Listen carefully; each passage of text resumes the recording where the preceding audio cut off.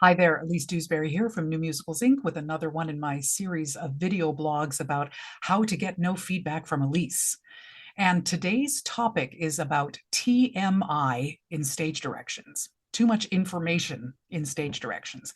So I think a lot of writers struggle with just how much information should go into a stage direction. Should there be no stage directions? Should they be really, really detailed? Should it be somewhere in the middle? So I want to talk a little bit about this, and it's going to come in a couple of different flavors. Initially, let me talk about the purpose of a stage direction. I think sometimes people people start to write stage directions that give me a lot of backstory. So that's, to me, that's the first thing that you want to avoid doing in a stage direction is giving me backstory. Backstory, if you want to tell me information about a character, that can go in a character description at the beginning of the document. It does not need to be in the stage direction. I'll talk about why in a minute. So I would say be careful, be cautious not to give a ton of backstory about your characters, where they just came from, who they are, any kind of, their emotional baggage, whatever. That does not belong in a stage direction, I don't think. And then the other thing is, don't tell me what's going to happen in the scene. Sometimes people will use a stage direction to summarize the content of the scene that's about to happen. That's not really, in my book, what a stage direction is for. The scene will speak for itself, presumably. So you shouldn't need to tell me in a stage direction what's going to happen. The idea is to use the stage direction to set the scene, tell me where it is and who is there at the top of the scene. And then, within the scene to tell me who's coming and going and their major actions. All of that is pretty clear. And here's where we get to a fine line when it comes to backstory or directions to an actor. And I would recommend that you try as much as possible to trust your actors to a certain degree. Certainly you will find out there in the world, particularly in plays, that different playwrights use very, very different amounts of stage directions. Some playwrights will use virtually no stage directions. Some will be very copious in their descriptions of what the inner monologue or the emotional backstory is for each character as you go along. Sometimes stage directions will be amusing and have their own little jokes in them and be quite literary. You get to choose your own style of how you want to write stage directions, but I would encourage you, when you're writing stage directions for a musical, that you stick primarily to telling me where the scene is and who's in it, and major actions, not minor actions like they get up and walk across the room or whatever, but entering, exiting, shooting a gun, hitting someone, the major actions should be described in the stage direction.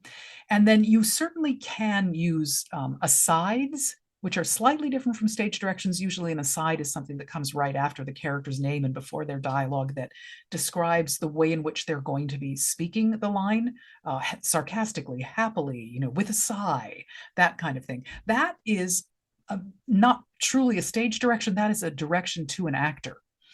And that's certainly okay. There's nothing wrong with giving an indication to your actor, a little bit about what the inner emotion is of the character before they speak that line. But I think you want to be very cautious about going too far with that and micromanaging your actor and telling them too much about why you think they're saying a line and what the backstory is about. He's never heard this before and he's quite shocked, and it reminds him of a time with his mother. And so and there are a couple of reasons why I feel that it's more useful to your actors not to be that detailed. One is because if you get really, really incredibly detailed in what you're writing in that aside or stage direction to an actor, it becomes more and more difficult for an actor to really make sure that they are portraying all of that. You're putting a lot of onus on your actor to say, none of this is in the written line itself, but I want it to be imbued with all of this. And that's a lot to ask, that you are trying to say that that's what you want the audience to take away from the moment. So I think you need to be really cautious about that. An actor will, of course, by nature, an actor will imbue a line with all kinds of backstory. And they'll work with the director and with the other actors to find what that backstory is. But that's all part of the process of an actor. And I think you can leave that to them and to the director. And they know when they're doing all of that work that their audience isn't necessarily going to get every nuance of it.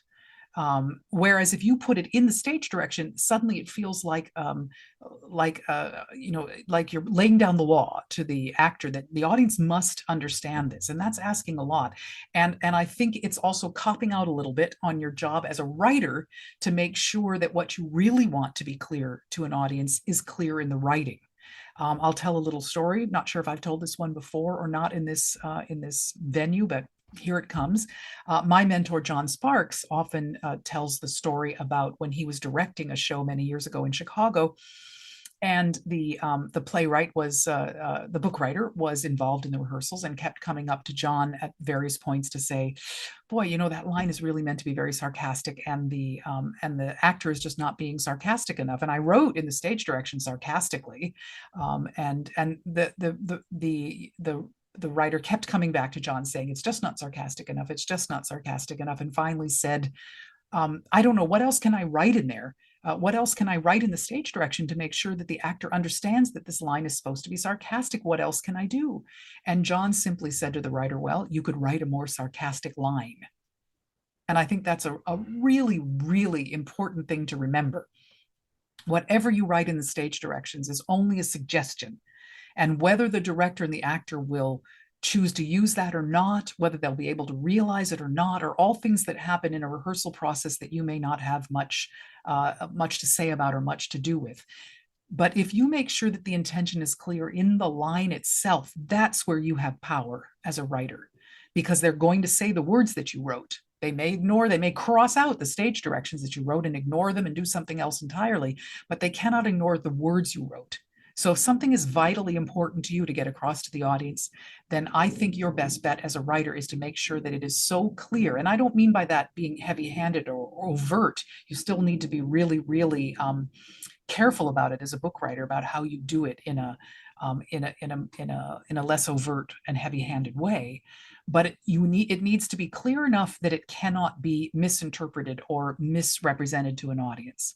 If you pack it into a stage direction, you're taking your chances on the actor's ability to get that across, or more so, the fact that the actors and directors will pay any attention to it at all. There are actors and directors out there who just cross out all the stage directions before they start, because they figure if it's not in the text, then how are they going to make it clear to the audience? And they also feel that it's their life, their job as an actor and a director working with an actor to create that inner life for an actor. So go ahead and try to provide inner life for an actor if you choose, but I'm trying to warn you that you want to be concentrating on your arena, which is the words the actor speaks, and rely a little bit less on packing in all of the inner life into the stage directions. A little bit, yes, but be cautious and don't micromanage your actor in spelling out the entire inner life for them. That would be my recommendation to you. So stage directions should set the scene, tell me who's in the scene, let me know when people are coming and going, and tell me the major action, and can also include some inner life directives to the actors, but in moderation. That would be my recommendation. So that's it today on TMI in stage directions. Thanks for listening, and we'll see you next time. Toodaloo.